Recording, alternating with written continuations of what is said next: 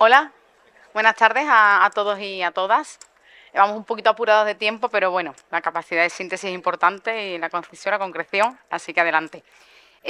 Ahora toca abordar la transparencia desde una perspectiva diferente, un punto de vista, si me permitís, que es columna vertebral de la ley, su utilización, su uso, su empleo por parte de la sociedad.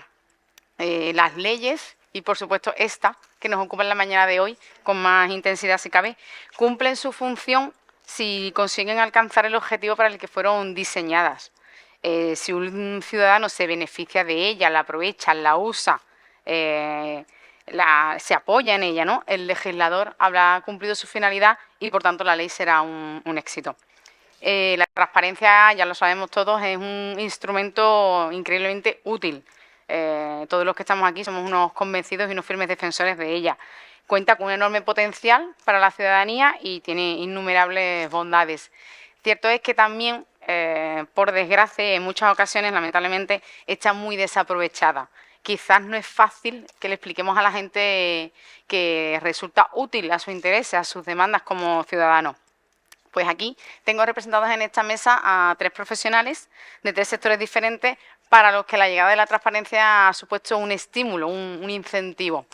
Hoy van a compartir con nosotros ese antes y después de la llegada de la normativa, esa evolución y esa revolución en cada uno de los sectores. Hablamos del periodismo, del open data y de la política.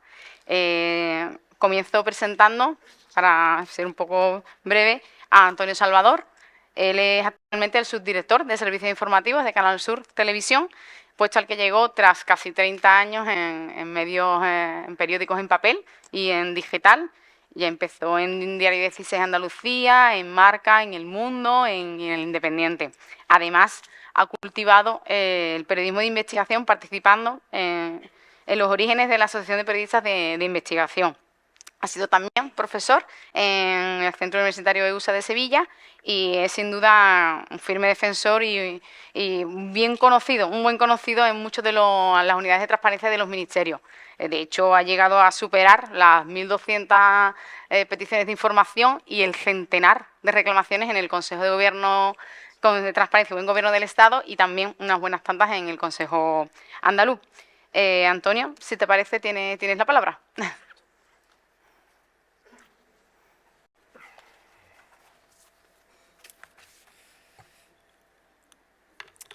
Bueno, en primer lugar, muchas gracias a los organizadores. Para mí es un auténtico placer, no sé si es merecido o no formar parte de este panel y de estar con gente con la que he aprendido tanto de transparencia y sigo aprendiendo que están aquí en esta sala. O sea que, de entrada, mi agradecimiento. Yo temo que no voy a ser tan divertido como Luis Enrique, alguna batallita contaré y, bueno, espero que os sea útil, sobre todo que yo aquí tampoco vengo un poco a erigirme portavoz de los periodistas ni nada, yo simplemente vengo a compartir con vosotros mi experiencia, que otros la podrán corroborar, otros a lo mejor pueden tener una visión completamente distinta, pero creo que después de 6 o 7 años de ejercicio activo del derecho de la información, pues puedo tener algún criterio, puedo tener alguna opinión. Me gustaría sobre todo que esta pequeña intervención que yo voy a hacer sacar a relucir algunos puntos que yo creo que forman parte del debate en materia de transparencia y al que, bueno, me someto a las preguntas que podáis plantear y que se podrán enriquecer con total seguridad con las intervenciones de mis compañeras de mesa. En primer lugar, lo que me gustaría decir es que si hoy conocemos determinados datos, reparto de publicidad institucional, el uso de los medios oficiales para desplazamientos de altos cargos, las vacunas del COVID que han sido destruidas o que han caducado, no ha sido por ningún arrebato de ningún gestor, ha sido porque ha habido un grupo de periodistas insistentes que han visto que la ley de transparencia puede ser una herramienta muy útil para hacer el trabajo. ¿Es la panacea la ley de transparencia? Permitidme también que haga una acotación inicial. Yo, sobre todo, digamos que he trabajado más con la legislación estatal. Digamos, mi trabajo ha estado más orientado a peticiones a la Administración General del Estado. Entonces, eso puede estar un poco más condicionado y domino menos la legislación andaluza, pero quería compartirlo con vosotros que lo supierais. Decía que ¿es la panacea para los periodistas la ley de transparencia? Indudablemente no. Pero yo creo que marca un punto, un antes y un después, creo que es un punto de arranque muy interesante y que yo creo que muchos periodistas de investigación, muchos periodistas de datos de este país, hoy ya no conciben su trabajo sin que exista esta herramienta. Creo que todavía tenemos mucho camino que recorrer, ¿no? Creo que después de esta primera década de rodaje, insisto, hablo sobre todo de la legislación estatal, creo que tenemos muy bien identificado desde el punto de vista del periodismo, desde esta trinchera, cuáles son esas debilidades y qué es lo que podemos hacer por corregirlo, ¿no? Por dotarnos todos de una legislación que sea robusta y que realmente cumpla esas expectativas que el legislador se pudo plantear hace 10 años cuando empezó a redactar la ley y que con este rodaje yo creo que se han puesto de manifiesto pues que hay serias debilidades que debemos corregir, que tenemos entre todos la capacidad de corregir. Pero, claro, esto, como nos dicen muchas veces a los periodistas, no, es que la ley de transparencia es un juguetito de los periodistas, solamente lo utilizáis vosotros.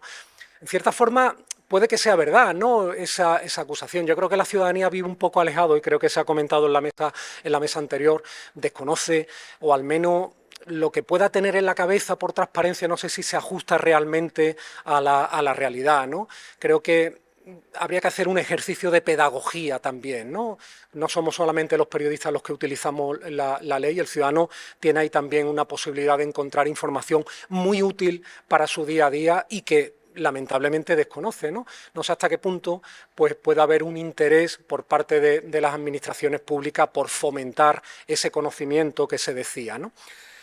Comentaba antes que después de esta primera década podemos tener identificado una serie de puntos débiles que tiene la ley, sobre todo, insisto, mi diagnóstico se va a centrar mucho en la legislación estatal. Y el primero, el tema del régimen sancionador. Yo realmente no concibo que incumplir una resolución de transparencia salga gratis. Yo no sé, podemos abrir un debate muy sesudo, los juristas opinaréis una cosa, ¿cuál es la herramienta más eficiente para impedir eso? ¿Es un régimen sancionador? ¿Son multas coercitivas? ¿Es acudir a la legislación penal por la vía de la prevaricación por omisión?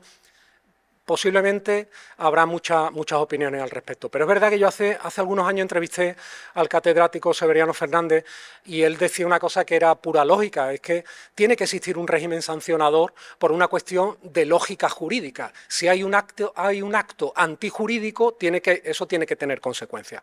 En fin, apunto el debate que no sé si saldrá en las preguntas o no. Lo que desde luego no es de recibo que, según las estadísticas que se pueden consultar en el Consejo de Transparencia y Buen Gobierno a nivel nacional, ahora mismo hay 247 resoluciones firmes a las que no se le ha dado cumplimiento.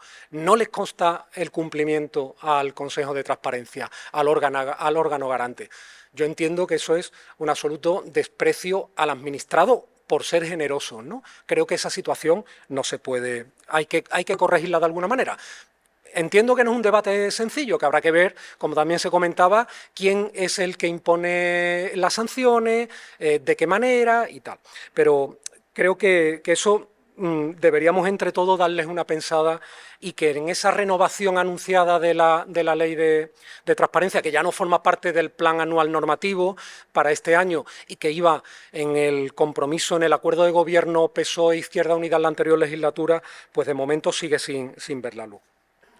Creo también, los periodistas que manejamos con la inmediatez, que todo nos parece que ya vamos tarde, que todo es de ayer, creo que el tema de los plazos también habría que darle una pensada. Me parece que siguen siendo unos plazos muy dilatados. En el caso de la legislación estatal, 30 días, que en muchos casos no son 30 días, que terminan convirtiéndose en 40 o en 45, porque, como sabéis, el reloj no empieza a contar desde que se presenta la petición, sino que desde que se acusa recibo de la recepción. Aquí que estáis muchos funcionarios, yo os entiendo, de buenas a primeras os ha venido una carga de trabajo adicional para la que no se os ha dotado de medios. No soy ajeno a esas circunstancias. Yo aquí lo estoy viendo desde la óptica del periodismo, que me parece que esperar 30 días para que te den una respuesta creo que puede ser que es un plazo bastante dilatado. Cuando no, se recurre al ardiz de la ampliación de plazo con una mera invocación genérica sin justificar por qué en ese caso concreto opera el artículo que prevé la ley y que justificaría a la Administración disponer de más tiempo para responder. Mi experiencia personal, he venido percibiendo que efectivamente eso se está utilizando con excesiva frecuencia y de un modo absolutamente injustificado. Considero igualmente que se está produciendo un abuso de la invocación de las causas de inadmisión y de los límites de derecho al acceso. Creo que ahí también habría que restringir y tasar muy bien mejor las situaciones en las que se pueden invocar esos dos artículos que prevé la ley, porque al final, en muchos casos, digamos que lo que trasluce es un intento de no querer dar la información.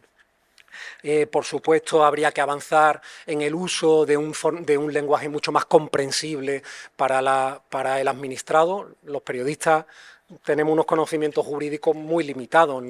La ley yo creo que cumpliría su función si efectivamente es comprensible para todo el mundo, y que se utilicen unos formatos reutilizables a la hora de proporcionar la información. No basta un PDF, de esto Olga posiblemente nos podrá ilustrar y darnos mucha más información. Otro debate que me gustaría al menos apuntar y es si el derecho de acceso a la información debería ser considerado como un derecho fundamental, ¿no? Otra cuestión que suele salir en muchos foros y jornadas. Yo no digo que yo, por ser periodista, tenga que tener un derecho adicional. A lo mejor sí, pero al menos me conformo con no tener ese derecho adicional, porque al fin y al cabo yo solicito la información no para compartirla con los amigos tomando una cerveza. Yo al final pues soy intermediario con la sociedad y a mí me quema la información que busco, que tengo en mis manos para compartirla con la sociedad. Desde ese punto de vista hay pues voces autorizadas que consideran que deberíamos tener un plus, ¿no? Se ha visto, por ejemplo, en la gestión de la pandemia el papel que tenían los medios de comunicación y la transparencia a la hora de conocer determinadas decisiones que se estaban tomando. Por ejemplo, se tardó más de un mes después del apagón que hubo en el tema de la tramitación de los procesos administrativos, en conocer cómo se estaban contratando, se estaban, digamos, comprometiendo ingentes cantidades de dinero público, y los periodistas sentíamos una impotencia tremenda porque no podíamos hacer nuestra labor de fiscalización, no estaba publicada la información. Aquello generó un gran debate y posiblemente sin ley de transparencia, pues a lo mejor determinada información no lo hubiéramos podido conocer. Pero decía lo del tema de los periodistas porque en varias ocasiones de alguna forma me han hecho ese reproche por el hecho de ser periodista. Yo no me oculto cuando hago una solicitud de información. Yo doy mi nombre, no me oculto en un perfil anónimo, doy mi dirección de correo electrónico y creo que el gestor en muchas ocasiones, esto es una mera especulación, lo primero que hace es ver quién está pidiendo la información. Es decir, y si es un periodista ya tenemos menos derechos. Y me ha ocurrido en un par de ocasiones, una reciente, en agosto del año hace un par de veranos, no sé si recordáis, que hubo un accidente de un tren que cubría la línea Castellón-Zaragoza, había un incendio forestal y el tren tuvo que dar marcha atrás. Pues al cabo del año, pues yo pensé, digo, bueno, voy a pedir información, toda la información que haya sobre ese expediente administrativo, a ver si por vía de transparencia puedo obtener información para ver qué información sobre la marcha se manejó en aquel momento. Por supuesto, invocaron que esto suponía un perjuicio a la investigación, como había un procedimiento penal en marcha, que esto suponía un perjuicio, logré el amparo del Consejo de Transparencia y me lo dieron. Pero en esa resolución, pues Adif me reprochaba que yo estaba haciendo un uso abusivo porque consideraba que la búsqueda de hechos noticiosos me decía que eso no se compadecía con ninguna de las finalidades que prevé el preámbulo de la norma. Y yo creo que ahí el Consejo de Transparencia y Buen Gobierno desaprovechó una magnífica ocasión. Yo se la puse, le lancé un poco el guante al formular las alegaciones. Le consideré que era el momento de que pusiera el punto sobre las IES respecto a que a los periodistas no podemos tener menos derecho que cualquier otro ciudadano para obtener esa información. Lamentablemente el Consejo de Transparencia y Buen Gobierno no cogió el guante porque hubiera sido un buen momento para decir, oye, pues aquí no se pide la profesión de nadie, es decir, yo... ¿Por qué? Porque tengo el fin último de mi petición es conseguir información para compartirlo con la sociedad. Evidentemente, eso no puede estar penalizado.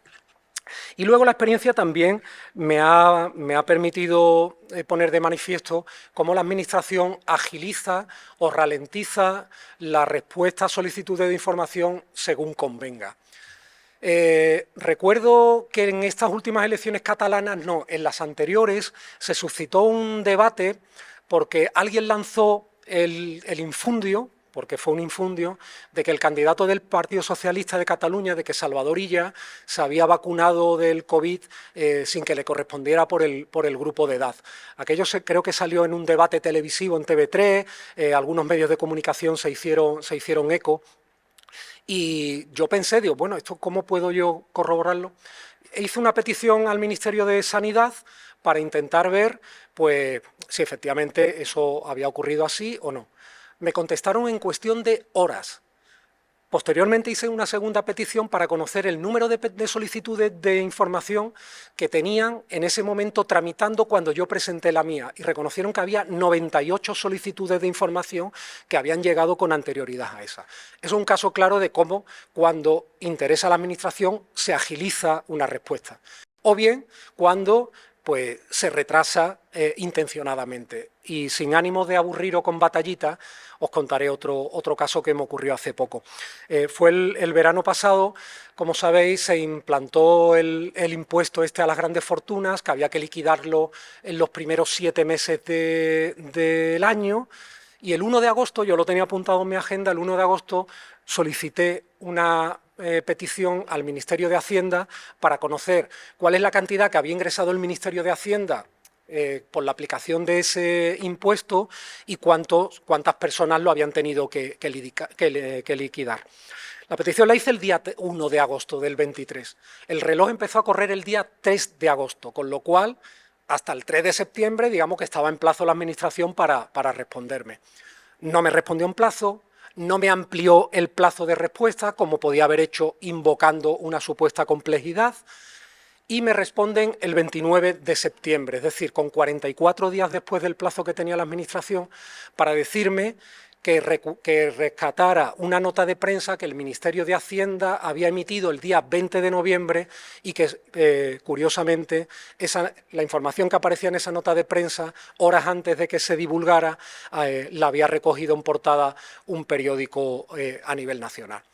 Son un par de ejemplos de cómo también se puede hacer un uso de la ley de transparencia. Yo lo que considero, después de esta década, que creo que la ley de transparencia para los partidos, para los responsables políticos, ha dejado de tener coste en términos, al menos en términos electorales, ya no pasa factura.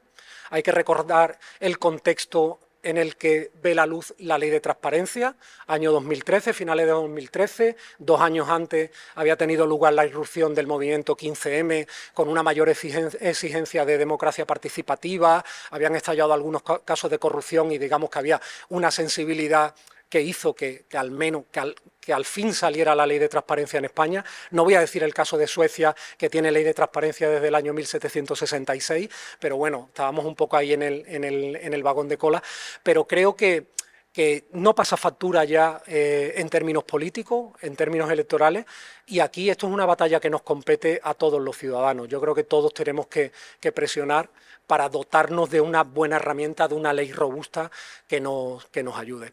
Yo suelo utilizar algunas veces una frase de Madre Teresa que dice que la transparencia y la honestidad nos hace vulnerables, pero que de todas formas hay que ser honestos y transparentes. Así que muchas gracias por vuestra atención, quedo a vuestra disposición y cualquier pregunta, encantado de atenderla.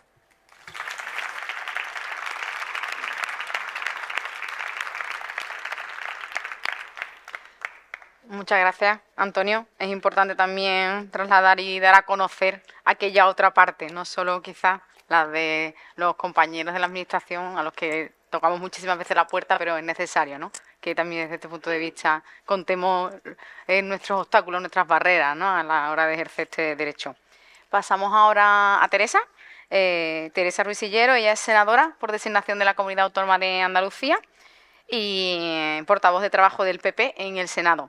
Además, también es vocal de la Comisión del Consejo de Transparencia y Buen Gobierno desde 2021. Previamente fue parlamentaria andaluza durante una década y portavoz de empleo del Partido Popular en la Cámara Autonómica. También secretaria segunda de la mesa. Con anterioridad, previamente, fue teniente de alcalde de su pueblo, de Chiclana, delegada de Vivienda y Grandes Proyectos y portavoz también parlamentario del partido. Tienes tú la palabra, Teresa.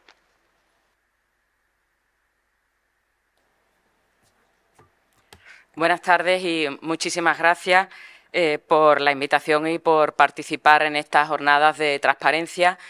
Y me alegra de estar aquí primero porque me encuentro a amigos que trabajamos en las batallitas de transparencia, que eso siempre lo decía mucho Antonio Salvador. Y quiero agradecer en primer lugar por la presencia del director del IAP, José Loaiza, que está aquí, gaditano igual que yo, compañero en el Parlamento de Andalucía, que hemos trabajado mucho, y yo heredé su puesto como portavoz de trabajo en el Parlamento de Andalucía. Pero vamos, el puesto de director del IAP no lo heredaré. Saludar también a mi profesora de Derecho Administrativo, Concha Barrera, de la que tanto aprendí, y también Luis Enrique, el secretario del Ayuntamiento de Sevilla, fue mi profesor también de Derecho Administrativo. Yo empecé en Jerez, él me dio clase de Derecho Administrativo en Jerez y luego Concha Barrero en Sevilla, y ellos hicieron que yo amara el Derecho Administrativo y me encanta, aunque estoy especializada en Derecho de Trabajo, y empecé la transparencia casi por necesidad o por afición, por la búsqueda siempre de la verdad, que es lo que me ha llevado a mí al mundo de la transparencia. Saludar también al profesor Emilio Guichó, que leo todas sus obras y le tengo que agradecer también que cita todos los casos prácticos que he puesto en marcha. Y me alegra de veros porque es la otra cara de la moneda. Los funcionarios que estáis detrás de los que hacemos las preguntas, porque yo soy una de las preguntantes, de las que no para de preguntar. En la segunda legislatura en el Parlamento, del 12 al 15, yo tuve el honor de ser la diputada que más preguntas formuló al Gobierno, 1.200 y pico, eran muchas. En el Consejo de Transparencia de Andalucía, pues también me conocen, vamos a decirlo ni bien ni mal, pero me conocen porque abrimos también ahí campo y tuve una batalla muy curiosa con el anterior presidente del Consejo de Transparencia de Andalucía, Manuel Medina, y buen amigo. Y con Antonio Salvador, con periodistas en el mundo, yo estaba aquí en el Parlamento de Andalucía, pues teníamos una pugna curiosa y ya luego saltó al Independiente a Madrid y yo al Senado, y teníamos una pugna curiosa a ver quién conseguía antes la información, pero además sin hablarnos íbamos preguntando los mismos temas. Claro, lo quería para sus medios, yo para el Partido Popular, y cuando lo veía publicado en otro medio, que no era el suyo, pues se enfadaba, por decirlo así. Yo le había ganado esa partida, a veces me la ganaba a él. Tenemos ahí un tema en común que trabajamos, que se lo he recordado, que pregunté sobre las obras del Palacio de las Marismillas y del Palacio de la Mareta en Lanzarote, donde va de vacaciones Pedro Sánchez, y sobre todo fue porque un verano se llevó a todos sus amigos de la universidad, y claro, que se lleva a la familia, por supuesto que se lo pagamos los españoles de mil amores, pero ya que se lleve a 20 o 30 amigos, todos muchos altos cargos también del Gobierno, y se los paguemos todos, pues no me parecía justo. Empecé a preguntar y ahí averigüé que habían trasladado 32 obras de arte de Patrimonio Nacional con un coste de 9.800 euros, pero él ganó una partida que tuvo más eco en los medios de comunicación cuando averiguó que había hecho obras de reforma y había puesto la mosquitera, y preguntaba a la gente que por qué no se ponía UTAN, con todo el trabajo, con todo el dinero que había costado esas obras de poner las mosquiteras. Respecto a las preguntas, por hacerlo un poco más académico, también como doctoranda, estudiante del doctorado en la Universidad de Cádiz, intento hacer la tesis en transparencia, pero no hay manera de hacerla, también con otros profesores expertos en transparencia, Fernando, el profesor Severiano Fernández y el profesor Monguió.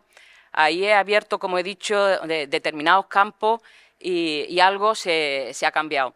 Porque yo, desde mi visión de cargo público, primero como concejala, que tuve también, hice ahí una batallita espectacular antes de la Ley de Transparencia, ahí yo sin saber que era pionera en ese campo y no existía ni la Ley de Transparencia. Le hice 5 preguntas al alcalde del Partido Socialista, que sigue siendo alcalde del Partido Socialista en Chiclana. Hubo una época que gobernamos el Partido Popular y estuve yo también gobernando en el Ayuntamiento. Le hice 5 preguntas y no me contestó. Y tampoco, luego, a la vista de la respuesta, tampoco tenía mayor importancia, pero se negó a contestarme. Y no tuve mayor osadía que presentar 5 recursos contenciosos administrativos. Eso no lo había hecho nadie. Con la vía especial que tenemos por vulneración de los derechos fundamentales que tenemos los políticos. Pues ahí tiré de los compañeros de la Facultad de Derecho, un amigo abogado, otro amigo procurador, para que no me cobraran, porque los partidos políticos, para ir a pleito, no tienen dinero. Yo personalmente no lo podía pagar, pues ahí los amigos preparando la demanda, y conseguí 3 victorias, 3 condenas al alcalde del Partido Socialista porque no me diera la información.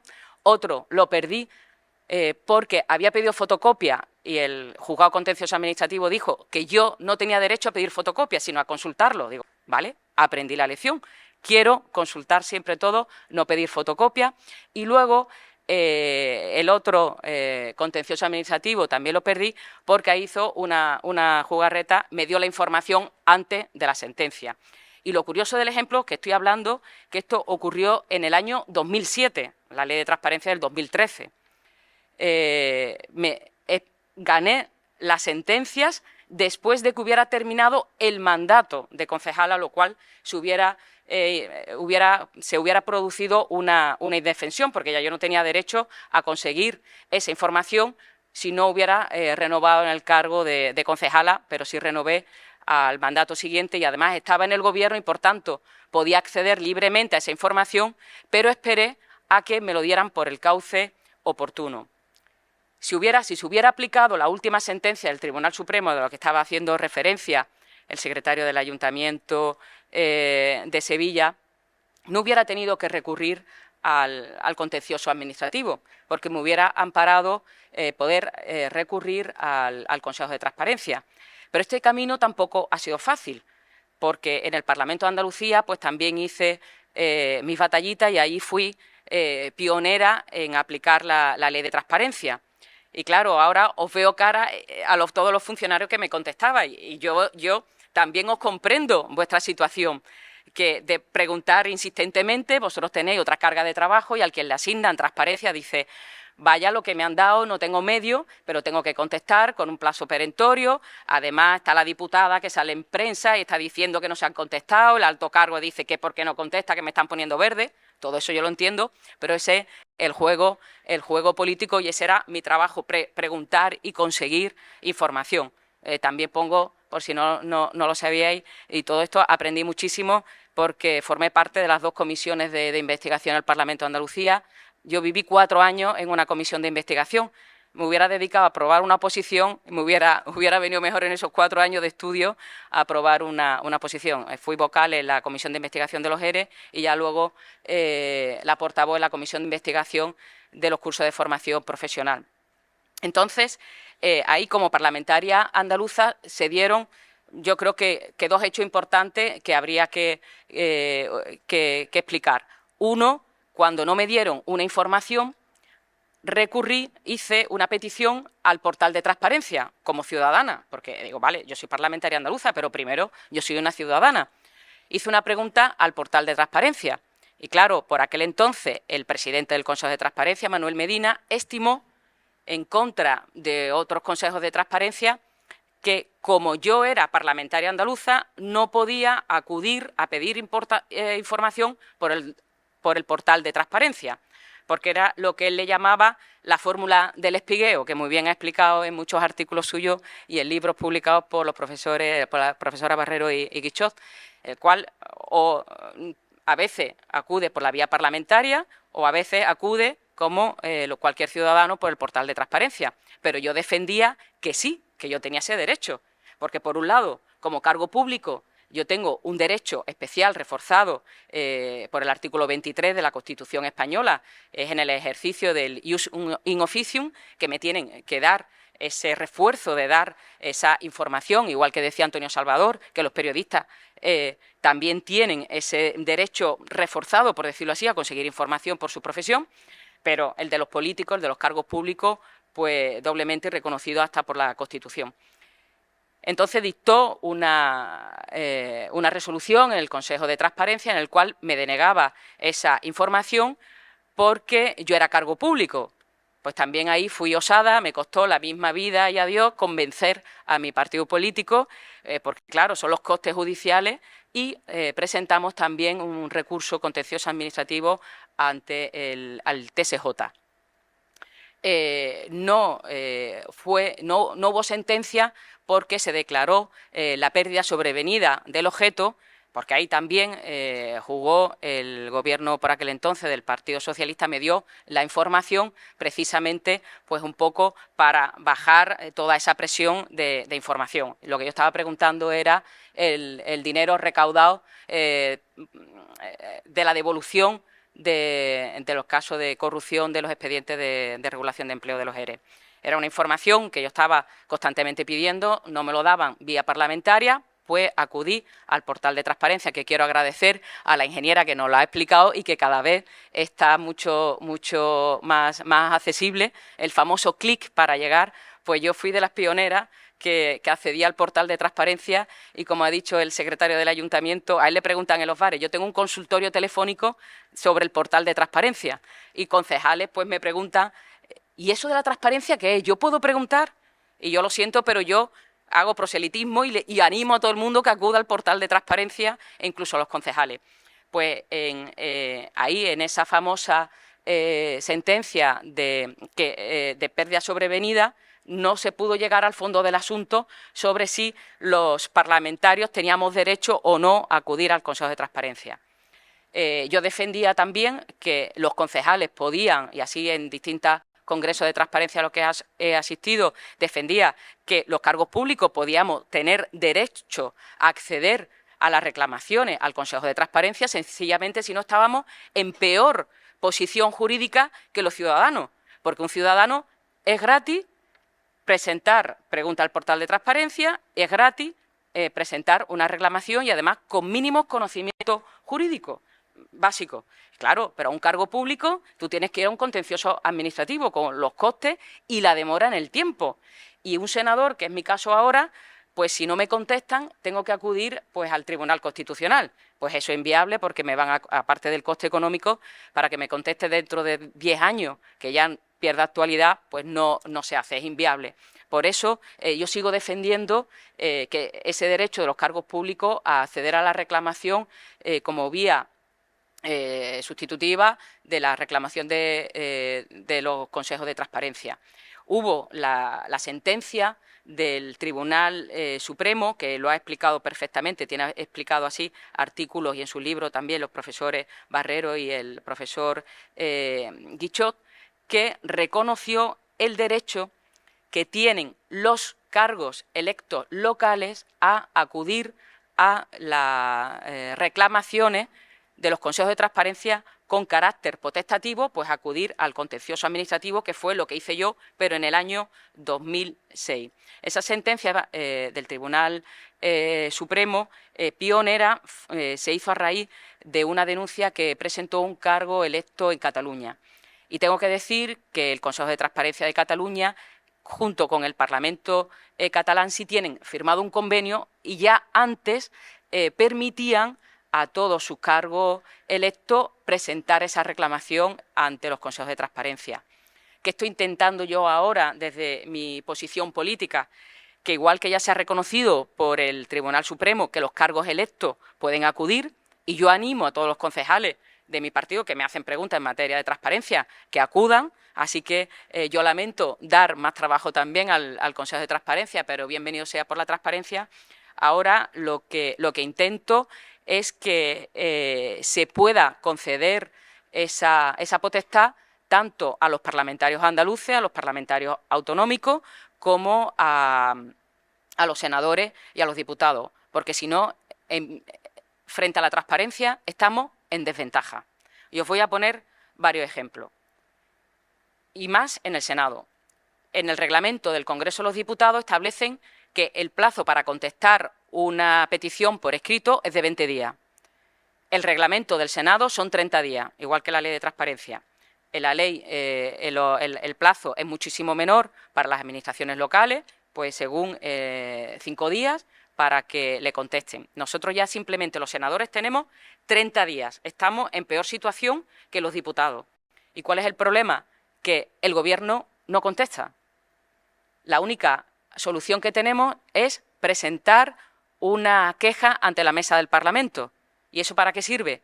A veces, si tengo suerte, también fui pionera en el Senado a ponerlo, no lo había hecho antes ningún senador, pues ya también hago proselitismo y le pregunto y le animo a todos los senadores que cuando no le contesten el plazo, los 30 días, que presenten la queja. Después de la queja hay otra queja o disconformidad y se les reclama al Gobierno, no hacen caso, a veces a la segunda o a la tercera vez puede que contesten. Y ante eso, lo único que nos queda es ir al Tribunal Constitucional, que, como he dicho, es inviable. Por eso, lo que estoy intentando es que los cargos públicos a nivel nacional, diputados y senadores, también podamos acudir a la reclamación del Consejo de Transparencia. El actual presidente, José Luis Rodríguez, pues tampoco lo lleva de esta teoría que yo mantengo, pues tampoco es de agrado simplemente por la carga de trabajo, yo lo entiendo. Igual que todos los consejos de transparencia. Hay muchas reclamaciones, faltan medios. Pero creo que sería justo y además ganaría la transparencia. Y uno de los papeles fundamentales que tenemos los cargos públicos es pues hacer el control al Gobierno. Tengo ahora mismo varios casos, por ejemplo, lo he presentado esta semana, tenía petición de información que había pedido, pero ya de la legislatura anterior, por la relación de todas las facturas que se habían gastado en los veranos de Pedro Sánchez, tanto en la Mareta como en las Marismillas, pues todos los gastos que habían hecho. Presenté como 9 reclamaciones, pues los 3 años que duró la legislatura, preguntando, pues cada 4 meses, cada 5 meses reclamando. Terminó la legislatura, no me ha llegado. He empezado la legislatura preguntando, tampoco me han contestado, acaba de vencer el plazo y lo estoy reclamando. Si no es que estoy en completa indefensión de que no consigo esa información. Y esa información, ¿para qué la quiero? Pues al igual que los periodistas, pues para compartirla con la ciudadanía. Es una manera también de ser, bueno, es que soy representante de los ciudadanos y esa información pues es de interés, como otras que se van preguntando. También puedo decir que también tengo ahora otra pugna con el Ministerio de Trabajo sobre el número de fijos discontinuos. Tuve la fortuna que la legislatura anterior, en marzo de 2023, cuando formulé como portavoz de Trabajo una pregunta para saber el número de trabajadores fijos discontinuos, que es la polémica que hay ahora para ver si se maquillan o no los datos de paro, me contestaron que había 443.000 fijos discontinuos. A partir de ahí, pues esa noticia fue portada a nivel nacional, abrió todos los telediarios y ya se ponen en duda siempre los datos de desempleo que hay en España, porque van aumentando continuamente. Estos fijos discontinuos actualmente pueden estar en torno a los 800.000. Pues recurrentemente cada mes le pregunto otra vez al Ministerio de Trabajo, ¿cuántos fijos discontinuos hay en el mes de enero, febrero, marzo? Y no me contestan. Y ya le he tenido que decir en el último debate con la ministra de Trabajo que si me lo dio una vez, ¿por qué no me lo puede dar más veces? Es que no es que no exista ese dato, es que no se quiere dar. Y ahí, si yo tuviera la herramienta de acudir al Consejo de Transparencia con una reclamación, pues por lo menos tendría una resolución en contra, una más del Gobierno que no contesta. Y al hilo de esto, y termino ya en los casos prácticos, ¿qué pasa cuando se incumple los plazos de contestar o qué pasa cuando no se cumplen las obligaciones de publicidad activa. La Ley de Transparencia de Andalucía fue pionera en ese aspecto al establecer, al aprobar un régimen sancionador. Y también hay que decir que la primera vez que se ha aplicado el régimen sancionador, y creo que a nivel nacional, fue por una denuncia también interpuesta por el Partido Popular, por esta que habla, que es incansable, y yo comprendo que si alguno de vosotros habéis tenido que contestar alguna de mis preguntas, pues pido disculpas, pero que esa es mi trabajo y no puedo parar. Presentamos esa denuncia porque no habían publicado el anteproyecto de presupuesto. Se presentó la reclamación ante el Consejo de Transparencia de Andalucía, nos dio la razón, se obligó a la Consejería de Hacienda, por aquel entonces era la consejera de Hacienda, María Jesús Montero, hoy vicepresidenta primera y ministra de Hacienda, se obligó, se colgó en el portal de transparencia el anteproyecto de la ley de presupuesto, pero el Consejo de Transparencia no dijo nada sobre la apertura del expediente sancionador. Tuvimos que presentar un nuevo escrito desde el Partido Popular, desde el grupo parlamentario, para pedir que se incoara ese expediente.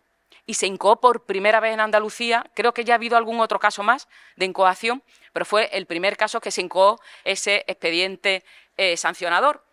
Pero ahí es lo que doctrinalmente se discute en muchos congresos de transparencia. ¿Qué ocurre? Porque, claro, quien tiene que incoar el expediente sancionador y quien tiene que sancionar es a la vez quien ha incumplido la normativa en materia de transparencia, lo cual es inviable. Y también me dicen algunos compañeros míos políticos que tienen cargos en el Gobierno que eso también es peligroso. ¿Qué sanción se puede poner? Hay veces que a un alcalde, y lo ha explicado así perfectamente el secretario del Ayuntamiento, es que los pueblos pequeños que no tienen medios, ¿qué sanción se le puede poner? ¿Le ponemos la sanción al funcionario que no ha contestado en plazo? Que a veces pues puede ser por un error o porque no ha querido, porque simplemente responde a unas instrucciones de órganos superiores de no contestar esa información o de no publicar en el portal de transparencia aquella información que están obligadas por la publicidad activa. Es un tema muy espinoso de abordar.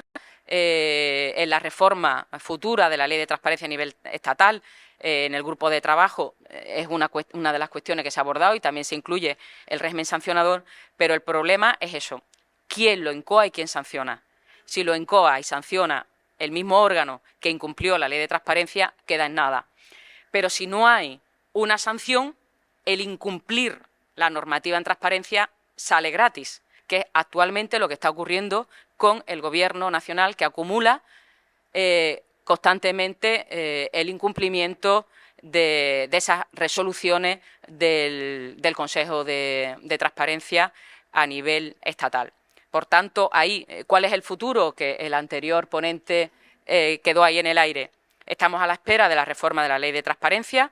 Se prometió desde hace 4 años que se iba a aprobar el reglamento, no se ha aprobado el reglamento ni siquiera de desarrollo de la Ley de Transparencia.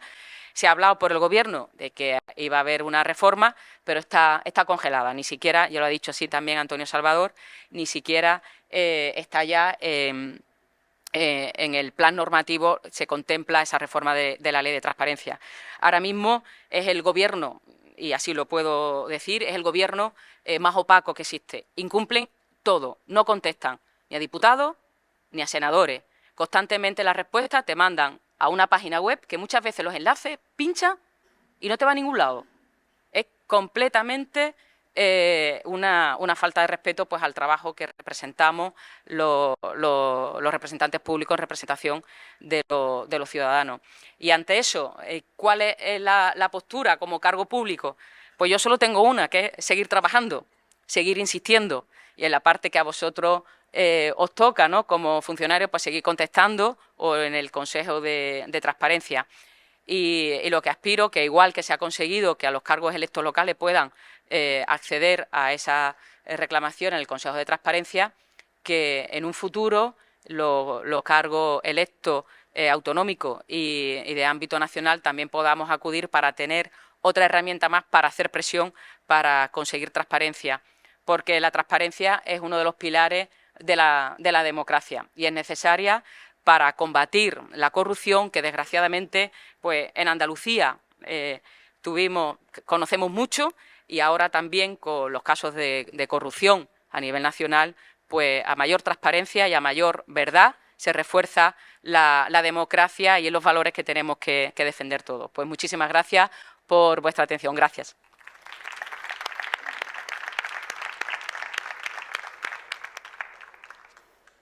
Gracias, Teresa. Claramente fuiste una visionaria allá por 2007, creo que has dicho, ¿no? Cuando solicitabas información. Fantástico, la verdad es que una trabajadora incansable en pro de la transparencia. Enhorabuena. Pues cerramos la mesa con la intervención de Olga Quirós, un enfoque completamente diferente, pero no menos interesante y que completa el círculo de la materia. Ella es la secretaria general de ASEDIE, la Asociación Multisectorial de la Información, es vocal del Consejo Consultivo para la Transformación Digital del Ministerio de Asuntos Económicos y también vocal de la Comisión Permanente de Digitalización de la Economía, la Administración y la Ciudadanía del citado Consejo Consultivo. Ha sido, en cualquier caso, también convocada como experta en multitud de grupos de trabajo del Foro del Gobierno Abierto del Ministerio de Política Territorial, relacionado estos grupos de trabajo con la transparencia, la rendición de cuentas, la participación, la integridad pública. De la misma forma, también ha sido vocal de la ponencia del Plan Estadístico Nacional 2025-28 e interlocutora ante diferentes administraciones, el Estado, autonomías, entidades locales y organismos de la Unión Europea en materia de reutilización de información del sector público. Tuya es la palabra.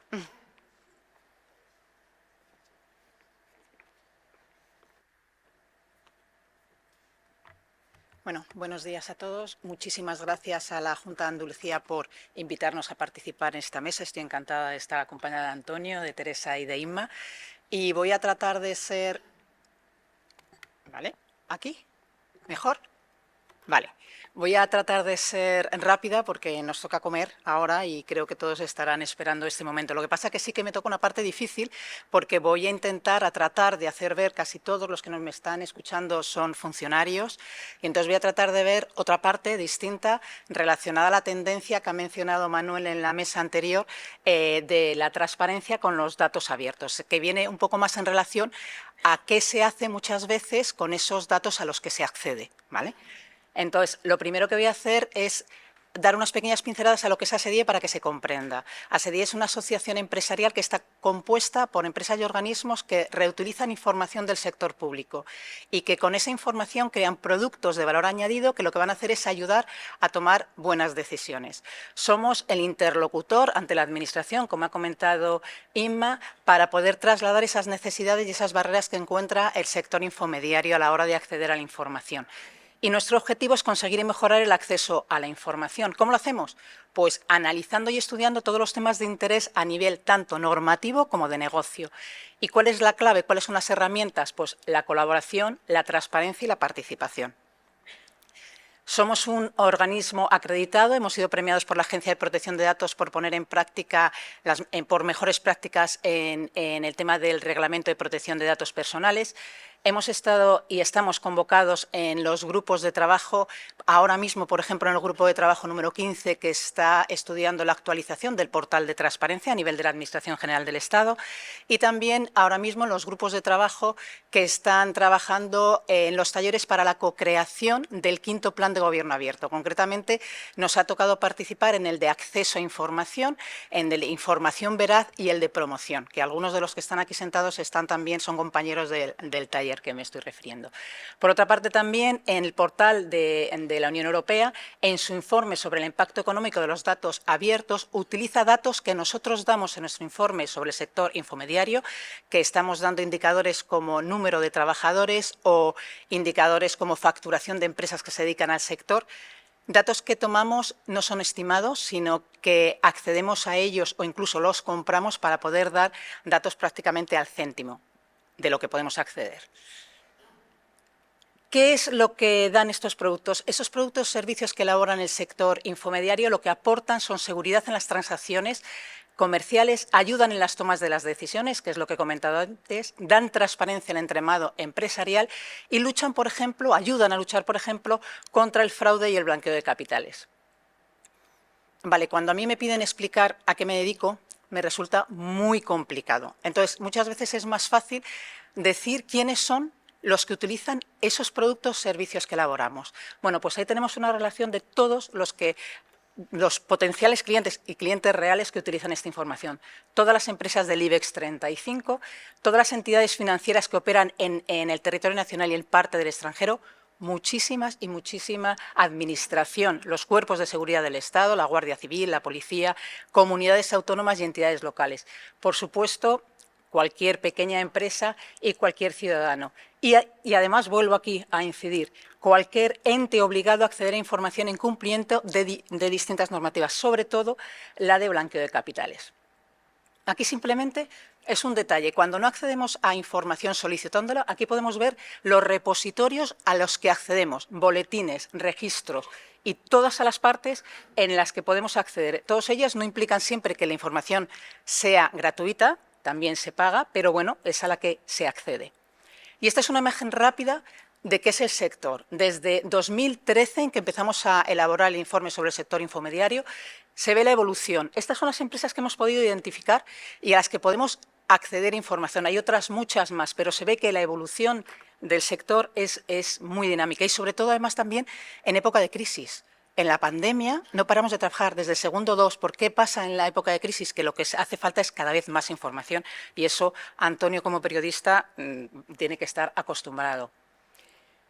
¿Cómo contribuye ASEDIE a la transparencia? Bueno, pues a través de los protocolos de colaboración que establecemos con las distintas administraciones públicas y también con el sector académico, en la participación en esos grupos de trabajo, por supuesto estar anotados en los registros de lobbies y mantenerlos actualizados, siendo el escaparate de distintos casos de uso. Por ejemplo, muchas veces en la Administración la duda es qué hacen con esa información. No es que tengamos que dar una explicación sobre qué hacemos con esa información, pero bueno, hemos creído bastante necesario que el poder exponer para que también el funcionario entienda qué es lo que su función realmente es súper eficiente, y al poder dar acceso a esa información se crean productos que activan la economía y que crean puestos de trabajo. Entonces, en nuestra página web y en nuestro informe tenemos una sección donde exponemos casos de usos concretos tanto del sector privado como del académico, a la hora de reutilizar toda vuestra información.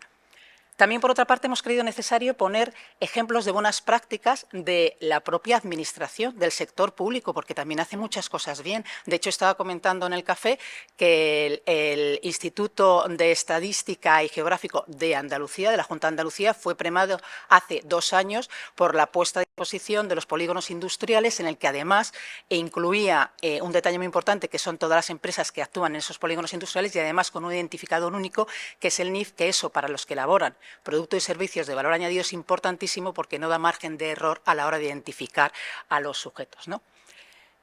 También impulsamos muchísimo, y sobre todo en los últimos grupos de trabajo que tenemos ahora con la Administración, en la realización. Sé que me van a decir todos los que están aquí que esto es casi imposible, pero yo lo tengo que decir, de un inventario de los datos que posee la Administración. Ni la propia Administración muchas veces sabe lo que tiene, porque nos lo han dicho en las mesas de colaboración. Pero es muy importante que el ciudadano tiene derecho a saber qué es lo que tiene la Administración. Otra cosa distinta es que pueda acceder a ella o no por distintos motivos, pero sí que tiene derecho a saber. Entonces, lo que estamos intentando es impulsar esa iniciativa de que se cree y que se ponga la primera piedra para crear ese inventario. Y luego damos también apoyo para la publicación y para el seguimiento de la publicación y actualización de información y de datos de interés, y para el seguimiento, como estaban comentando en la mesa anterior, por ejemplo, de la Estrategia Europea de Datos, de los conjuntos de datos de alto valor, pues también colaboramos con la Administración para poder identificar esos datos de alto valor y priorizarlos en función del sector infomediario y del interés, para garantizar que esa función pública, una vez que esos datos se ponen a disposición del ciudadano y de las empresas, van a ser realmente utilizados. ¿Las barreras que encontramos? pues muchas de estas barreras seguro que también las sufren ustedes. Lo primero, las discrepancias en las distintas normativas coexistentes en el tiempo, el silencio administrativo negativo y el derecho a acceder a información y conseguir una armonización. Esto lo voy a ver un poquito más adelante, sobre todo en el caso de las diferentes competencias que hay entre la Administración General del Estado y las comunidades autónomas. ¿Cuál es la solución? La colaboración. Nosotros defendemos que la única herramienta para este tema es la colaboración a todos los niveles, empezando por nosotros, el propio sector privado. Nuestros asociados son competidores directos, pero han aprendido a colaborar dentro de la asociación para poder identificar las barreras a las que se encuentran a la hora de acceder a la información y para poder trasladar también desde la asociación las necesidades que tienen. La colaboración con el sector público-privado, pues ahí entramos nosotros. Una vez que han colaborado a nivel privado, necesitamos trasladar a la Administración las necesidades y las incidencias que encontramos y escucha activa en esta colaboración por ambas partes. Escuchar también cuáles son las barreras que encuentra la Administración, porque el sector privado va de la mano de la Administración. O sea, hemos cambiado ya de generación, no somos la otra parte. Podemos colaborar y suplir los recursos que a la Administración les hace falta y que no tienen. Los podemos ofrecer desde el sector privado. Y luego no debemos olvidar la colaboración público-público. Es curioso y es triste muchas veces que entre la propia Administración no se hablen y que las cosas que hace una administración no se pueda compartir. Y en este sentido hemos encontrado, también nosotros hemos intentado colaborar con los ejemplos de buenas prácticas, ofreciendo en los distintos proyectos que hacemos ejemplos de buenas prácticas de la propia administración a la propia administración, para lo que ya ha hecho alguien no se tenga que volver a hacer y que no se gasten recursos para eso. Vale, con respecto a la normativa, voy a ir rápido. Voy a puntualizar en 3 puntos. En el desconocimiento de la propia normativa, en la confusión que hay entre las distintas normativas, como por ejemplo, díganme ustedes qué tiene que ver la normativa de protección de datos personales cuando pedimos acceso a información sobre empresas. Bueno, pues les puedo asegurar que la respuesta es que no la dan por tema de protección de datos personales. Esto va también en relación con lo que Israel, me parece que ha dicho en la mesa anterior, sobre el tema de la formación y de la información al ciudadano y a los funcionarios, a todos en general. Y luego normativos que a la hora de acceder a la información implican restricciones de acceso o prohíben literalmente la reutilización de la información. ¿Cuáles son las soluciones? Pues crear un compendio de normativas coexistentes para que pueda servir de guía tanto para la Administración como para el sector público y para el ciudadano de a pie, que también confunde muchas veces las normativas. Crear un observatorio que haga un seguimiento de las prácticas, de las buenas prácticas, para ponerlas de ejemplo, y de las que no son tan buenas. Y, por supuesto, que haya un régimen sancionador cuando no se cumple. El tema de la formación y de la información, como he comentado antes, y todo eso con absoluta transparencia. Hicimos un experimento en una consulta que hicimos en el 2023 a los responsables de información pública, a gente como vosotros, para preguntarles si sería útil ese compendio de normativas. El 95% de ellos dijeron que sí, y además dieron más razones apoyando en la creación de ese compendio de normativas. Este año se ha creado un observatorio con la Universidad Rey Juan Carlos. Nos han solicitado que hiciésemos un convenio con ellos de colaboración y hemos creado el observatorio Open Data Reuse, en el cual se ha creado un manifiesto de datos abiertos al que muchos responsables se les va a invitar a adherirse a partir de julio. Lo recibirán o bien de nosotros o bien de la Universidad Rey Juan Carlos. Y a través de este observatorio ya hemos empezado a recopilar. Bueno, voy a hacer un paréntesis. Hemos solicitado la inclusión de esta iniciativa en el 5º Plan de Gobierno Abierto. No sabemos si saldrá o no, pero nosotros ya hemos empezado a trabajar y ya llevamos más de 45 normativas a nivel solo de la Administración General del Estado que inciden con acceso, con transparencia y con reutilización de la información. Estamos haciendo el mismo trabajo a nivel autonómico también. Probablemente a final de año, en nuestra conferencia internacional o con la presentación del informe a principios del año que viene, pues daremos los resultados. Vale, este tema que me encanta, además Carlos ha referido a él por encima, solamente no ha dado tiempo a entrar, pero existen exclusiones en normativas, como he mencionado antes, concretamente en el artículo 3.3b de la Ley de Reutilización de la Información del Sector Público. Hay dos organismos de la Administración General del Estado que al completo están excluidas a la Ley de Reutilización de la Información del Sector Público. Son la Agencia Tributaria y la Agencia de Administración de la Seguridad Social. Estos dos organismos son los que tienen las bases de datos más completas, exactas y con mejor actualización, y la información más importante para una transparencia empresarial. Estos organismos están muy bien. A mí como ciudadana me encanta que se protejan mis datos y que no se den, pero no me digan ustedes que no podrían facilitar un censo de empresas que son activas en este momento en España, que ayuda muchísimo a la transparencia empresarial, al blanqueo de capitales y a luchar contra el fraude. Pues no lo dan. ¿Por qué? Porque se agarran a esa excepción que tiene la Ley de Reutilización y no van más allá. Y en el convenio Thompson tampoco lo han mejorado, porque se han agarrado a la misma exclusión. Bueno, es el único Estado miembro, España, que tiene una exclusión de esta magnitud. Si alguien de aquí, por favor, conoce algún Estado miembro que tiene una exclusión parecida, le agradecería que me lo dijera, pero creo que es la última, la única. El silencio administrativo negativo en reutilización de la información del sector público. Bueno, pues no es que queramos que haya un silencio administrativo positivo, porque ahí probablemente se caería en algo peor, que sería el incumplimiento, sino que lo que se solicita es que exista una explicación de por qué no se da la información. Que el ciudadano pueda saber, tiene derecho a saber por qué no se le está dando esa información, porque en ocasiones es tan simple como que no te has dirigido al organismo correcto, o que existe una normativa por la cual no te lo puedan dar.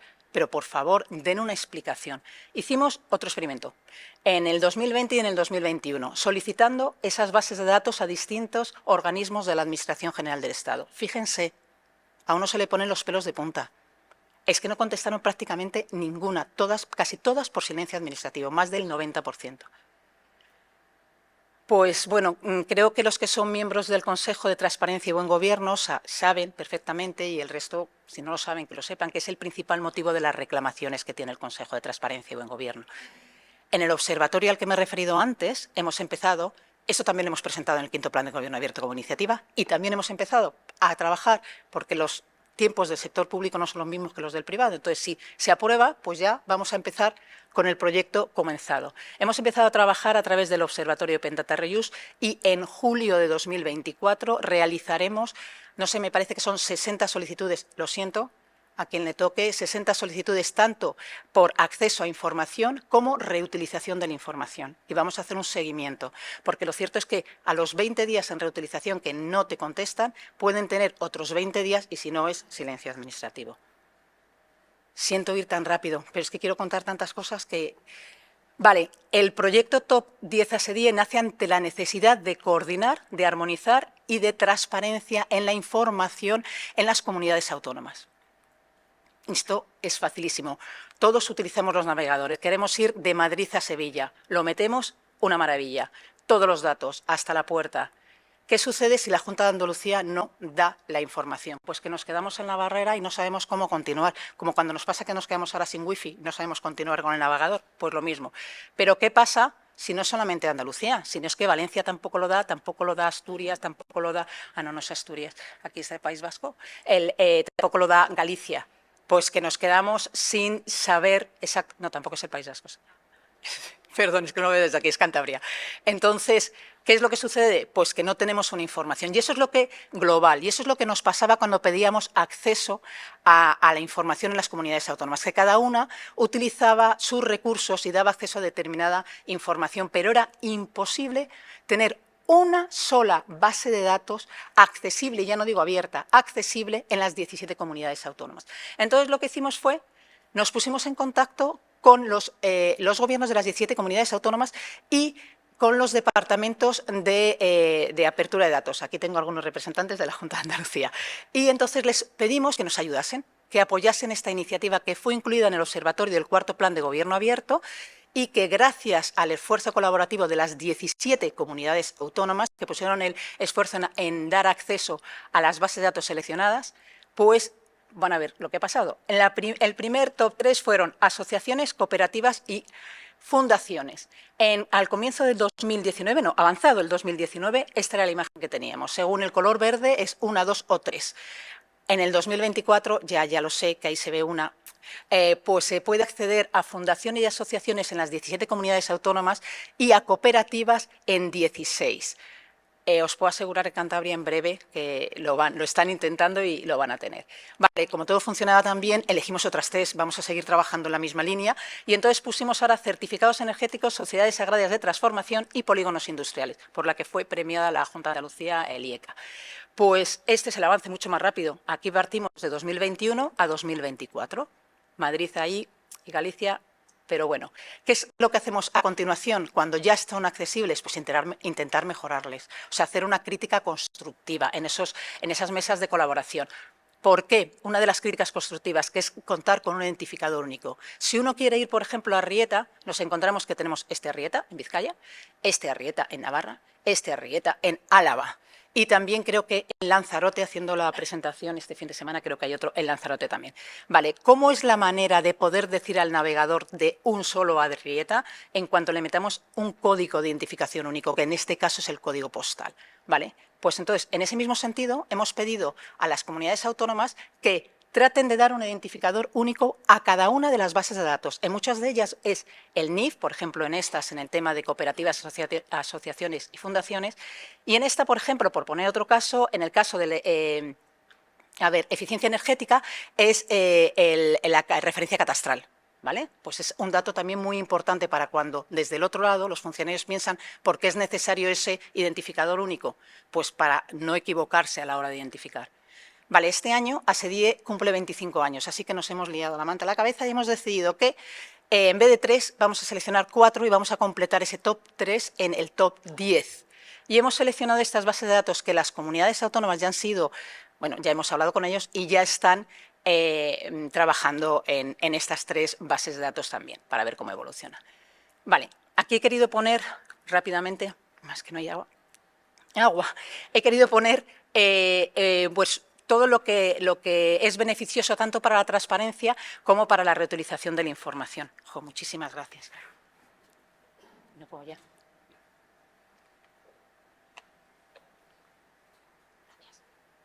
Que quiero ir tan rápido que no me da. Bueno, os ha dado tiempo, mientras estaba viendo agua, a ver un poco todos los beneficios, ¿no?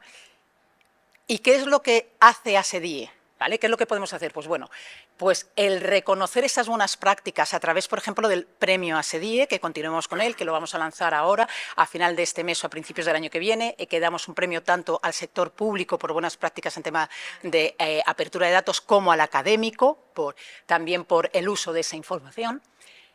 Seguimos elaborando el informe sobre el sector infomediario, dando nuevos indicadores cada año. La participación en el 5º Plan de Gobierno Abierto, espero que este año no solamente convocados como expertos, sino también como vocales, en los grupos de trabajo que he mencionado. De aquí yo creo que por mencionar un poco más o menos todo he hablado de ello, pero sí que quiero mencionar esta última parte, la colaboración con la Administración y las universidades en temas de formación. Últimamente los están solicitando tanto, por ejemplo, en el INAP, a nivel de la Administración General del Estado, nos han solicitado, cosa que nos sorprendió gratamente, participar en la formación de los altos funcionarios. Cuando han sacado las oposiciones y las han aprobado, han creado un módulo sobre apertura de datos y nos invitaron a participar para que contemos qué es lo que hacemos con los datos y para concienciar un poco más al funcionario, ¿no? Que al final va a ser el que va a tener la responsabilidad de abrir esos datos. Y luego también estamos participando en la elaboración de nuevos másteres y nuevos diseños de carreras superiores con distintas universidades. Ofrecemos también prácticas curriculares para que el futuro profesional esté correctamente formado, porque no encontramos profesionales que salgan de las carreras o de la formación profesional adaptados al sector ahora mismo, y les damos pues una bolsa de empleo. ¿Y qué es lo que necesitamos? El paso adelante entre todos. Impulso político continuo. Colaboración, colaboración y colaboración a los 3 niveles. El compendio de normativas creemos que es muy importante. El inventario de la información existente también. El apartado de información y formación, además veo que por ambas partes lo vemos como muy necesitado. Y luego que, por favor, si reciben una invitación al manifiesto de datos abiertos por parte de la Universidad Rey Juan Carlos, que se adhieran a él como muestra de buenas prácticas. Este manifiesto se va a presentar también en Europa. Y bueno, desde ASEDIE estamos abiertos a colaborar y vamos a seguir trabajando en la misma línea. Muchísimas gracias.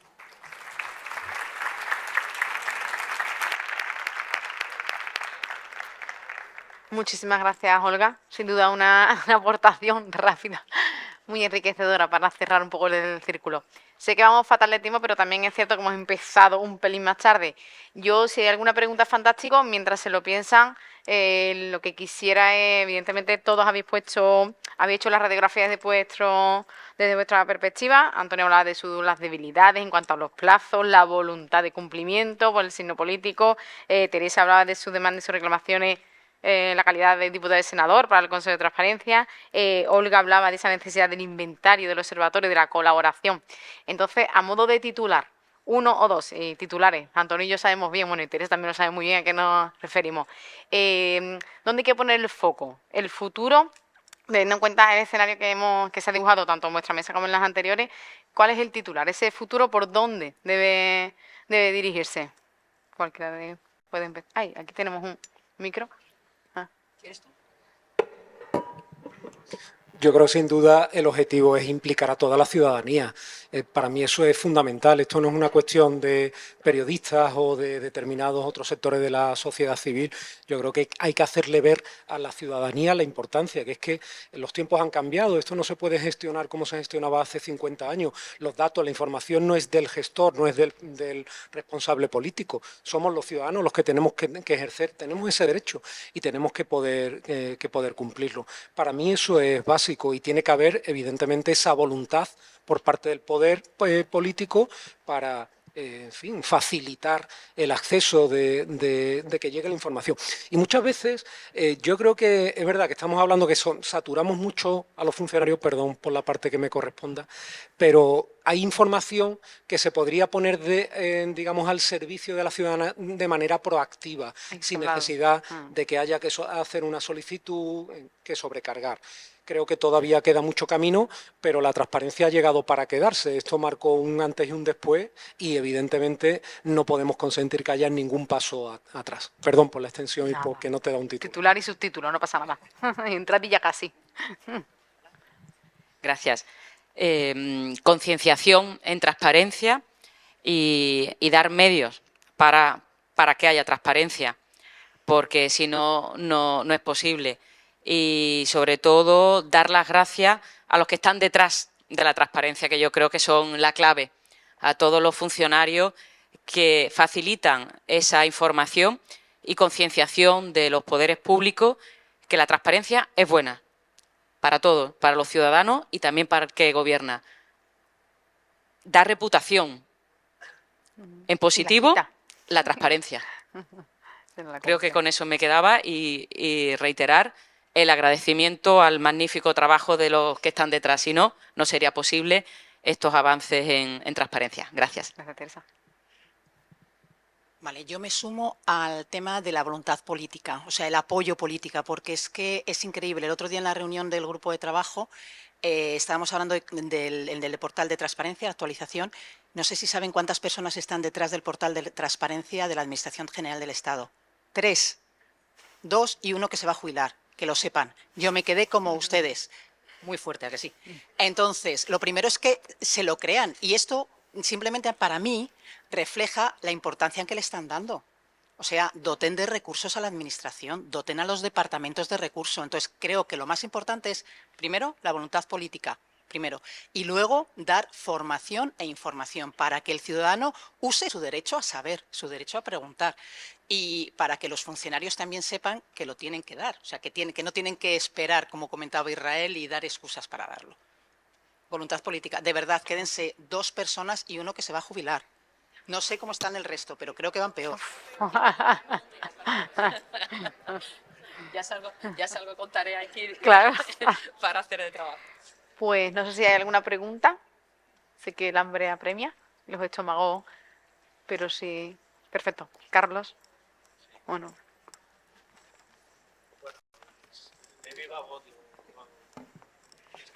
No me resisto a, viniendo como sociedad civil, a hacer algún comentario de cosas que he percibido en las mesas. Bueno, la primera es el derecho a acceso a información es un derecho fundamental y es un derecho humano y que se sirve para defender otros derechos, con lo cual el planteamiento de la eficacia o eficiencia del mismo creo que sobra, porque no es No es.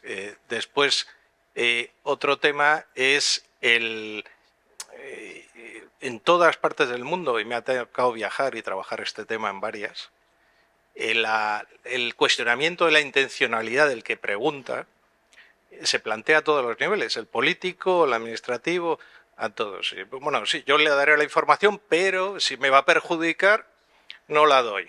Bueno, pues creo que es una perspectiva equivocada, porque precisamente es un derecho y es fundamento de democracia. Igual que en el mercado, la información entre los actores de mercado es básica, es un condicionante básico, en la gobernabilidad democrática es un derecho fundamental. Y después tampoco creo que se tenga que medir por audiencia o no audiencia o solicitudes que se hagan, porque como bien se ha planteado, muchos casos que nos diferencian de otros regímenes han podido emerger debido a investigaciones de académicos, de periodistas, de sociedad civil o incluso llevado a juicios, etcétera, cuestionando comportamientos o poco éticos o directamente delictivos. Entonces, aunque no se utilice mucho, y no todos los casos son el Watergate o lo que sea, pero, y evidentemente la concienciación ciudadana, porque la mayoría de la gente no entiende que esto es un derecho que nos pertenece a todos y que pasamos de ser vistos como súbditos a ciudadanos. Y el ejercicio de la ciudadanía pasa también por este ejercicio. Entonces, el planteamiento es súper importante el papel que hacen las administraciones públicas y cada una de las personas que están aquí, pero que entiendan que no es solo una carga de trabajo de gente que quiere molestar o que en agosto no quiere hacer nada, sino porque realmente hay un producto final que es la democracia y es la libertad. Muchas gracias, Carlos.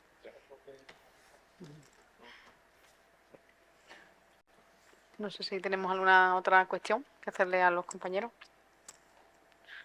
Pues fantástico. Muchísimas gracias a los tres. Y gracias a vosotros.